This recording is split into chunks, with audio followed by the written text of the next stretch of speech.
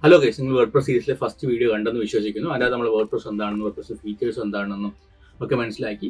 ഇന്നത്തെ വീഡിയോയിൽ നമ്മൾ ഡൊമൈൻ എന്താണെന്നും ഹോസ്റ്റിംഗ് എന്താണെന്നും വേർഡ്പ്രസ് എങ്ങനെ ഇൻസ്റ്റാൾ ചെയ്യാൻ പറ്റുമെന്നൊക്കെയാണ് പഠിക്കുന്നത്. സോ ഈ വീഡിയോ നിങ്ങൾ ഒരിക്കലും മിസ് ചെയ്യരുത്. ഈ സീരീസിൽ നിങ്ങൾക്ക് എടുക്കുന്നത് ശ്രീഹരിയാണ്. നിങ്ങളുടെ അവിടുത്തെ ഡിജിറ്റൽ മാർക്കറ്റിംഗ് എക്സ്പേർട്ടാണ് ശ്രീഹരി.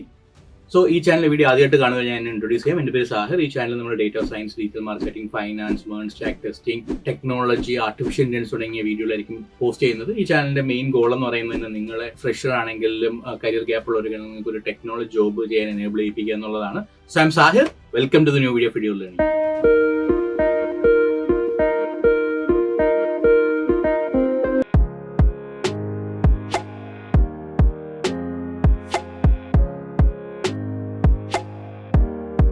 ഇന്നത്തെ വീഡിയോയിൽ നമ്മൾ എങ്ങനെ ഒരു വെബ്സൈറ്റ് നമുക്ക് സിമ്പിളായിട്ട് ക്രിയേറ്റ് ചെയ്യാം എന്നാണ് നമ്മൾ നോക്കുന്നത്. അതിനുവേണ്ടി നമ്മൾ ഉപയോഗിക്കുന്നത് വേർഡ്പ്രസ് എന്ന് പറയുന്ന ഒരു പ്ലാറ്റ്ഫോമാണ്. ഓക്കെ, നമ്മൾ ഈ വെബ്സൈറ്റ് ക്രിയേറ്റ് ചെയ്യുന്നതിന് മുമ്പ് നമ്മൾ അറിഞ്ഞിരിക്കേണ്ട രണ്ട് കാര്യങ്ങളുണ്ട്. ഒന്ന്, ഒരു ഡൊമൈൻ എന്താണ് എന്ന് നമ്മൾ അറിഞ്ഞിരിക്കണം.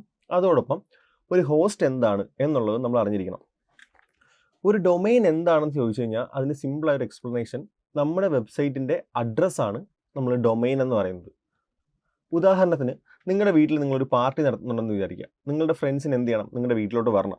അതിന് വേണ്ടിയിട്ട് നിങ്ങൾ നിങ്ങളുടെ വീടിൻ്റെ അഡ്രസ്സ് പറഞ്ഞു കൊടുക്കും. ഇതാണ് എൻ്റെ അഡ്രസ്സ്, നിങ്ങൾ ഇവിടെ വന്നാൽ നിങ്ങൾക്ക് എൻ്റെ വീട്ടിൽ വരാം, പാർട്ടി അറ്റൻഡ് ചെയ്യാൻ പറ്റും.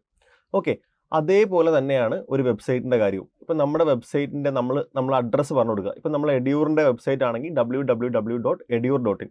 ഈ അഡ്രസ്സ് വിസിറ്റ് ചെയ്ത് വന്നാലേ എന്ത് ചെയ്യാൻ പറ്റൂ? നമ്മുടെ വെബ്സൈറ്റിലുള്ള കാര്യങ്ങൾ കാണാൻ പറ്റൂ. ഈ ഒരു അഡ്രസ്സാണ് നമ്മൾ ഡൊമൈൻ എന്ന് പറയുന്നത്.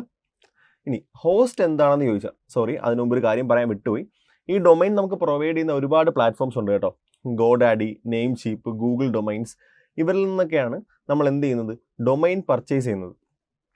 ഓക്കെ, ജസ്റ്റ് അതിന് വേണ്ടി ഞാൻ എക്സാമ്പിൾ വേണമെങ്കിൽ കാണിച്ചു തരാം. ഒരു ഡൊമൈൻ നമുക്ക് എങ്ങനെ പർച്ചേസ് ചെയ്യാം എന്നുള്ളതിൻ്റെ എക്സാമ്പിൾ ഞാൻ കാണിച്ചു തരാം. ആദ്യം നമ്മുടെ ബ്രൗസറിലേക്ക് വരിക. ഇപ്പോൾ ഫോർ എക്സാമ്പിൾ നമുക്ക് ഗോഡാഡിയിൽ നിന്ന് എങ്ങനെ ഒരു ഡൊമൈൻ പർച്ചേസ് ചെയ്യാമെന്ന് നോക്കാം.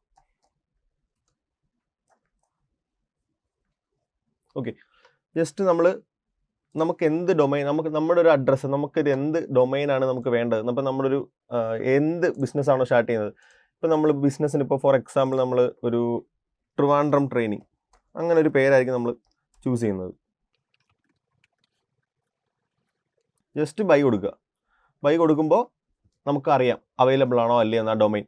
ഇപ്പം trivandrumtraining.com എന്ന് പറയുന്നൊരു ഡൊമൈൻ നമുക്ക് അവൈലബിൾ ആണ്. ഈ ഒരു ഡൊമൈന് നമുക്ക് 1 ഇയറിലേക്ക് 3 ഇയറിലേക്ക് 89 റുപ്പീസിന് വേണ്ടിയിട്ട് എന്ത് ചെയ്യാൻ പറ്റും? പർച്ചേസ് ചെയ്യാൻ വേണ്ടി പറ്റും. ഇങ്ങനെ നമുക്ക് എന്ത് ചെയ്യാം? മേക്ക് ഇറ്റ് യുവേഴ്സ് കൊടുത്ത് നമുക്ക് ഡൊമൈൻ പർച്ചേസ് ചെയ്യാൻ വേണ്ടി പറ്റും. ഓക്കെ, അതുപോലെ തന്നെ ഒരു ഹോസ്റ്റ് എന്താണ് എന്നുള്ളത് നമുക്ക് നോക്കാം. ഈ ഹോസ്റ്റ് എന്ന് പറഞ്ഞു കഴിഞ്ഞാൽ നമ്മുടെ വെബ്സൈറ്റിലുള്ള ഇമേജസ്, വീഡിയോസ്, അങ്ങനെയുള്ള എന്തായാലും നമ്മൾ അപ്ലോഡ് ചെയ്തേക്കുന്നത് നമ്മുടെ ഹോസ്റ്റിനകത്തായിരിക്കും. അതായത് നമ്മുടെ ഡൊമൈൻ സെർച്ച് ചെയ്ത് കയറുന്ന ഒരാൾ കാണുന്നത് നമ്മൾ ഹോസ്റ്റിൽ അപ്ലോഡ് ചെയ്തേക്കുന്ന ഡീറ്റെയിൽസ് ആണ്. ഓക്കെ, ഇപ്പോൾ ഒരു എക്സാമ്പിൾ വെച്ച് പറയുകയാണെന്നുണ്ടെങ്കിൽ, നമ്മൾ നേരത്തെ പറഞ്ഞു ഒരു വീട്. ഇപ്പോൾ ആ ഒരു വീടിരിക്കുന്ന ലാൻഡാണ് നമ്മൾ ഹോസ്റ്റ് എന്ന് പറയുന്നത്. ഓക്കെ, എന്താണ് ജസ്റ്റ് നമുക്ക് എന്ത് ചെയ്യാം? ഒരു മിനി കമ്പ്യൂട്ടർ എന്ന് തന്നെ പറയാം ഹോസ്റ്റിനെ. അതുപോലെ തന്നെ ഹോസ്റ്റ് പ്രൊവൈഡ് ചെയ്യുന്ന ഒരുപാട് പ്ലാറ്റ്ഫോംസും ഉണ്ട്. നമുക്ക് ഗോഡാഡിയിൽ നിന്ന് പർച്ചേസ് ചെയ്യാം, അല്ലെങ്കിൽ നെയിംചീപ്പിൽ നിന്ന് പർച്ചേസ് ചെയ്യാം. ഇപ്പം നമുക്ക് ഒരുപാട് വൈഡ് റേഞ്ച് ഓഫ് കസ്റ്റമേഴ്സ് അല്ലെങ്കിൽ യൂസേഴ്സ് ഉണ്ടെന്നുണ്ടെങ്കിൽ നമുക്ക് എന്ത് ചെയ്യാം? ഡൊമൈൻ AWS നിന്നും പർച്ചേസ് ചെയ്യാം. ഒരു ഇൻ്റർമീഡിയറ്റ് ലെവലിലൊക്കെയാണ് നമ്മുടെ വെബ്സൈറ്റ് യൂസ് ചെയ്യുന്നത്. അങ്ങനെയുള്ള കാര്യങ്ങളൊക്കെ ആണെങ്കിൽ നമുക്ക് എന്ത് ചെയ്യാം? ഹോസ്റ്റ് ഗോഡാഡിയിൽ നിന്ന് പർച്ചേസ് ചെയ്താലും മതി. ഇപ്പോൾ വലിയ യൂസറൊന്നുമില്ല, ജസ്റ്റ് ഒരു സ്റ്റഡി പർപ്പസിനാണ്, അങ്ങനെയുള്ള കാര്യങ്ങളൊക്കെ ആണെങ്കിൽ നമുക്ക് നെയിംചീപ്പിൽ നിന്ന് പർച്ചേസ് ചെയ്യാം. ഒരുപാട് യൂസേഴ്സ് ഉണ്ടെങ്കിൽ മാത്രം നമുക്ക് AWS അങ്ങനെയുള്ള വലിയ വലിയ പ്ലാറ്റ്ഫോംസിലോട്ട് മാറിയാൽ മതി. ഓക്കെ, ഒരു ഡൊമൈൻ എന്താണ്, ഹോസ്റ്റ് എന്താണ് എന്ന് നിങ്ങൾക്ക് ക്ലിയർ ആയെന്ന് ഞാൻ വിചാരിക്കുന്നു. ഇനി നമുക്ക് വേർഡ്പ്രസ്സിൽ എങ്ങനെ നമുക്കൊരു വെബ്സൈറ്റ് ക്രിയേറ്റ് ചെയ്യാം, അല്ലെങ്കിൽ ഒരു ഡൊമൈൻ വാങ്ങി ഒരു വെബ്സൈറ്റ് നമുക്ക് എങ്ങനെ സ്വന്തമായിട്ട് ക്രിയേറ്റ് ചെയ്യാം എന്നുള്ള കാര്യങ്ങൾ നമുക്ക് ഡീറ്റെയിൽ ആയിട്ട് നോക്കാം. ഓക്കെ, ഇപ്പോൾ ജസ്റ്റ് നമ്മളൊരു സ്റ്റഡി പർപ്പസിനായതുകൊണ്ട് തന്നെ ഇപ്പം നമ്മളൊരു എമൗണ്ട് കൊടുത്ത് ഒരു ഡൊമൈനും ഹോസ്റ്റും പർച്ചേസ് ചെയ്യേണ്ട ആവശ്യം നമുക്കില്ല. ജസ്റ്റ് പഠിക്കാൻ വേണ്ടിയിട്ട് നമുക്ക് ഇൻഫിനിറ്റി ഫ്രീ എന്ന് പറയുന്ന ഒരു പ്ലാറ്റ്ഫോം ഉണ്ട്. അതിനകത്ത് നമുക്ക് ഫ്രീ ആയിട്ട് ഒരു ഡൊമൈനും ഹോസ്റ്റും നമുക്ക് എന്ത് ചെയ്യാൻ പറ്റും? പർച്ചേസ് ചെയ്യാൻ വേണ്ടി പറ്റും. ജസ്റ്റ് ഇതൊരു സ്റ്റഡി പർപ്പസിന് വേണ്ടി മാത്രമാണ്. അല്ലാതെ നമ്മളുടെ ഒരു പേഴ്സണൽ ആവശ്യത്തിന് വേണ്ടി ഒരിക്കലും ഞാൻ ഇൻഫിനിറ്റി ഫ്രീ സജസ്റ്റ് ചെയ്യത്തില്ല. കാരണം ഇതൊരു ഫ്രീ പ്ലാറ്റ്ഫോം ആയതുകൊണ്ട് തന്നെ കുറച്ച് ബഗ്സും അങ്ങനെയുള്ള കാര്യങ്ങളൊക്കെ എന്താണ് ഇതിനകത്തുണ്ട്. നമുക്ക് ഇൻഫിനിറ്റി ഫ്രീയിൽ ഒരു അക്കൗണ്ട് തുടങ്ങാൻ വേണ്ടി നമ്മൾ ആദ്യം എന്ത് ചെയ്യുക? സൈൻ അപ്പ് നൗ കൊടുക്കുക. അതിനുശേഷം ഇവിടെ നിങ്ങളുടെ ഇമെയിൽ അഡ്രസ്സ്, പാസ്വേഡ്, അതുപോലെ തന്നെ ആ പാസ്വേഡ് ഒന്നുകൂടെ ടൈപ്പ് ചെയ്ത് കൊടുത്തിട്ട് സൈൻ അപ്പ് കൊടുക്കുക. ഓക്കെ, അങ്ങനെ നിങ്ങൾ സൈൻ അപ്പ് കൊടുക്കുമ്പോൾ നിങ്ങളുടെ മെയിലിലേക്ക് എന്ത് വരും? ഒരു കൺഫർമേഷൻ മെസ്സേജ് വരും. അതിൽ ക്ലിക്ക് ചെയ്ത് നിങ്ങളുടെ പാസ്വേഡ് ഒന്നുകൂടെ കൺഫേം ചെയ്ത് കഴിഞ്ഞാൽ നിങ്ങൾക്ക് ഡയറക്റ്റ് ഇൻഫിനിറ്റി ഫ്രീക്കകത്ത് ലോഗിൻ ചെയ്യാൻ പറ്റും. ഇൻഫിനിറ്റി ഫ്രീ ലോഗിൻ ചെയ്യുമ്പോൾ എങ്ങനെയാണ് വരുന്നത് ഇൻ്റർഫേസ് ഞാൻ കാണിച്ചു തരാം. ഓക്കെ, നിങ്ങൾ മെയിലിൽ സൈനപ്പ് പാസ്വേഡ് കൊടുത്തുകൊണ്ട് സൈനപ്പ് ചെയ്യുമ്പോഴത്തേക്കും നിങ്ങൾക്ക് ഇൻഫിനിറ്റി ഫ്രീ ഇങ്ങനൊരു പ്ലാറ്റ്ഫോമായി ഇങ്ങനൊരു പേജ് ആയിരിക്കും ഓപ്പൺ ആയിട്ട് വരിക. ജസ്റ്റ് അവിടെ ഒരു എഗ്രി കൊടുക്കുക. ഇത് നമ്മൾ ആൾറെഡി ട്രെയിനിങ് പർപ്പസിന് വേണ്ടി ഒരു അക്കൗണ്ട് ക്രിയേറ്റ് ചെയ്തിട്ടുള്ളത് കൊണ്ടാണ് ഇതിങ്ങനെ കിടക്കുന്നത്. അത് കാര്യമാക്കണ്ട, നിങ്ങൾക്ക് ഇത് ഉണ്ടാകത്തില്ല, നിങ്ങൾക്ക് ഈ ഒരു കോളൻ ഉണ്ടാകത്തില്ല. നിങ്ങൾ എന്ത് ചെയ്യുക? ജസ്റ്റ് ക്രിയേറ്റ് ആൻ അക്കൗണ്ട് കൊടുക്കുക. നിങ്ങൾ ക്രിയേറ്റ് ആൻ അക്കൗണ്ട് കൊടുക്കുമ്പോഴത്തേക്കും ഇവിടെ ഒന്നുകിൽ നമുക്കൊരു സബ് ഡൊമൈൻ പർച്ചേസ് ചെയ്യാം, അല്ലെങ്കിൽ കസ്റ്റം ഡൊമൈൻ. നിങ്ങൾക്കിപ്പോൾ ഒരു ഡൊമൈൻ നിങ്ങൾ വാങ്ങി വെച്ചൊരു ഡൊമൈൻ ഉണ്ടെങ്കിൽ ആ ഒരു ഡൊമൈൻ ഇവിടെ എൻ്റർ ചെയ്ത് കൊടുക്കാം. ഞാൻ ഒരിക്കലും അത് പ്രിഫർ ചെയ്തില്ല, കാരണം നമ്മൾ പഠിക്കുന്നത് കൊണ്ട് തന്നെ ജസ്റ്റ് ഒരു സബ് ഡൊമൈൻ നമ്മൾ മേടിച്ച് പഠിച്ച് പോകുന്നതായിരിക്കും ബെറ്റർ. മാത്രമല്ല ഇൻഫിനിറ്റി കുറച്ച് ബഗ്സൊക്കെ ഉള്ളതുകൊണ്ട് നിങ്ങളുടെ സ്വന്തം പർപ്പസിന് വേണ്ടി ചെയ്യുവാണെങ്കിൽ ഗോഡാഡിയോ നെയിംചീപ്പോ AWS അങ്ങനെ എന്തെങ്കിലുമൊക്കെ പർച്ചേസ് ചെയ്യുന്നതായിരിക്കും ബെറ്റർ. ഓക്കെ, ജസ്റ്റ് നമ്മളൊരു സ്റ്റഡി പർപ്പസിനായതുകൊണ്ട് നമുക്കിതായാലും ഈ ഒരു സബ് ഡൊമൈൻ പർച്ചേസ് ചെയ്ത് നമുക്ക് നോക്കാം. നമുക്കിവിടെ EDU സ്റ്റുഡൻറ്റ് എന്ന് പറഞ്ഞ് നമുക്കൊരു ഡൊമൈൻ എന്ത് ചെയ്യാം? പർച്ചേസ് ചെയ്യാം. ഇത് അവൈലബിൾ ആണോ എന്ന് നോക്കാം. ഓക്കെ, അതിന് വേണ്ടിയിട്ട് ജസ്റ്റ് നമ്മൾ ഈ എക്സ്റ്റൻഷൻ കൊടുക്കുമ്പോൾ ജസ്റ്റ് epc.com ആക്കി കൊടുക്കണേ. അതിനുശേഷം അവൈലബിലിറ്റി ചെക്ക് ചെയ്യാം. ഓക്കെ, നമുക്ക് എന്താണ് edustudents.epc.com. ഈ epc.com വരുന്നത് ഇതൊരു സബ് ഡൊമൈൻ ആണ്. നമ്മൾ മെയിൻ ഡൊമൈൻ അല്ല പർച്ചേസ് ചെയ്യുന്നത്, ഒരു സബ് ഡൊമൈൻ ആണ് പർച്ചേസ് ചെയ്യുന്നത്. അതുകൊണ്ടാണ് അവിടെ EPC എന്ന് വരുന്നത്. ഓക്കെ, ഈ ഡൊമൈൻ നമുക്ക് അവൈലബിൾ ആണ്. അതിനുശേഷം ഈ രണ്ട് അക്കൗണ്ട് യൂസർ നെയിമും പാസ്വേഡും ജസ്റ്റ് രണ്ടും ബ്ലാങ്ക് ആയിട്ട് ഇട്ടിട്ട് ക്രിയേറ്റ് അക്കൗണ്ട് കൊടുക്കുക. ഓട്ടോമാറ്റിക്കായിട്ട് എന്ത് ചെയ്യും? അത് ജനറേറ്റ് ആവും.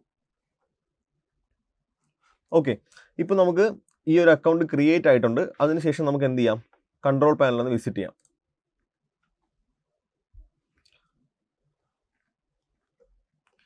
ഓക്കെ, ഇത് അവരുടെ നോട്ടീസാണ്. ജസ്റ്റ് നമ്മൾ എന്ത് ചെയ്യുക? ഐ അപ്രൂവ് കൊടുക്കുക.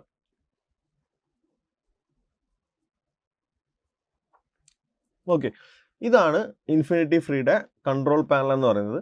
ഇത് ഏകദേശം ഗോഡാഡിയുടെ കൺട്രോൾ പാനലോട് ഭയങ്കര സിമിലർ ആണ്.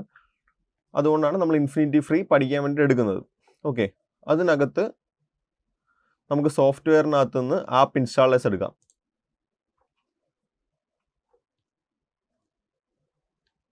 ഓക്കെ, സംതിങ് വെന്റ് റോങ് എന്നാണ് കാണിക്കുന്നത്. ഞാൻ നേരത്തെ നിങ്ങളോട് പറഞ്ഞായിരുന്നു, കാരണം ഇതൊരു ഫ്രീ പ്ലാറ്റ്ഫോം ആയതുകൊണ്ട് തന്നെ കുറച്ച് ബഗ്ഗും അങ്ങനെയുള്ള കാര്യങ്ങളൊക്കെ ഉണ്ടാവും. ജസ്റ്റ് നമ്മളൊന്ന് റീട്രൈ കൊടുക്കുമ്പോഴത്തേക്കും ഇതൊന്ന് മാറാവുന്നതേ ഉള്ളൂ. ഓക്കെ, റീട്രൈ കൊടുക്കുമ്പോഴത്തേക്കും ഇങ്ങനെ ഒരു ഇൻ്റർഫേസ് ആയിരിക്കും ഓപ്പൺ ആയിട്ട് വരുന്നത്. ഇതിനകത്ത് നമ്മൾ എന്ത് ചെയ്യുക? WordPress ഇൻസ്റ്റാൾ ചെയ്യുക. ഓക്കെ, WordPress ഇൻസ്റ്റാൾ ചെയ്യുമ്പോൾ നമ്മുടെ ഡൊമൈൻ ഇവിടെ കാണിക്കും. നമ്മൾ ചൂസ് ചെയ്തിരിക്കുന്ന ഡൊമൈൻ edustudents.epc.com ആണ്. അതുപോലെ തന്നെ നമ്മൾ എന്ത് ചെയ്യുക? ഇതിനകത്ത് നമ്മൾ നോക്കേണ്ടത്, ഇതിനകത്ത് നമ്മൾ ജസ്റ്റ് ഒന്ന് വായിച്ച് നോക്കിയതിന് ശേഷം ചേഞ്ച് വരുത്തേണ്ടത് ഒരു അഡ്മിൻ യൂസർ നെയിം കൊടുക്കുക. അഡ്മിൻ യൂസർ നെയിം നമുക്ക് അഡ്മിൻ എന്ന് തന്നെ കൊടുക്കാം. ഓക്കെ, ജസ്റ്റ് പഠിക്കാൻ വേണ്ടിയായതുകൊണ്ട് നമുക്ക് അഡ്മിൻ തന്നെ കൊടുക്കാം. പിന്നെ അതിനുശേഷം നമ്മൾ എന്ത് ചെയ്യുക? നമ്മുടെ അഡ്മിൻ ഇമെയിൽ, ഈ ഇമെയിൽ ഐ ഡി കറക്റ്റ് ആണോ ജസ്റ്റ് ഒന്ന് നമ്മൾ വെരിഫൈ ചെയ്യുക. വെരിഫൈ ചെയ്തതിന് ശേഷം നമ്മൾ ഏറ്റവും താഴെ ബാക്കിയുള്ള കാര്യങ്ങളൊക്കെ നമുക്ക് പോകെ അപ്ഡേറ്റ് ചെയ്യാവുന്നതേ ഉള്ളൂ. ഇൻസ്റ്റാൾ കൊടുക്കുക. ഓക്കെ,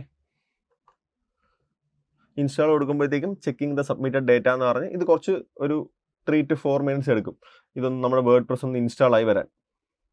ഓക്കെ, അതിനുശേഷം WordPress ഇൻസ്റ്റാൾ ആയതിനു ശേഷം WordPress ഇൻസ്റ്റാൾ ആയി എന്ന് പറഞ്ഞിട്ട് നമുക്ക് നമ്മുടെ അഡ്മിൻ URL-ഉം നമ്മുടെ പേജ് വിസിറ്റ് ചെയ്യാനുള്ള URL-ഉം, അതായത് ഒരു യൂസർ നമ്മുടെ പേജ് കയറുമ്പോൾ എങ്ങനെ ഇരിക്കും എന്നുള്ളൊരു URL നമ്മൾ അഡ്മിൻ URL നമുക്കിവിടെ കിട്ടും. നമുക്ക് ജസ്റ്റ് രണ്ടും ഓപ്പൺ ചെയ്തിടാം.